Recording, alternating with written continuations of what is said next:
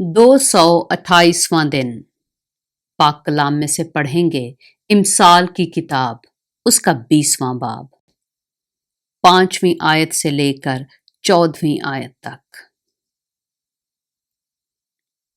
آدمی کے دل کی بات گہرے پانی کی مانند ہے، لیکن صاحب فہم آدمی اسے کھینچ نکالے گا۔ اکثر لوگ اپنا اپنا احسان جتاتے ہیں، لیکن وفادار آدمی کس کو ملے گا؟ راست و صادق کے بعد اس کے بیٹے مبارک ہوتے ہیں۔ بادشاہ جو تخت عدالت پر بیٹھتا ہے، خود دیکھ کر ہر طرح کی بدی کو پھٹکتا ہے۔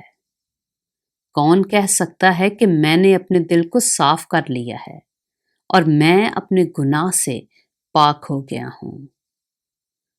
2 طرح کے باٹ اور 2 طرح کے پیمانے، ان دونوں سے خداوند کو نفرت ہے۔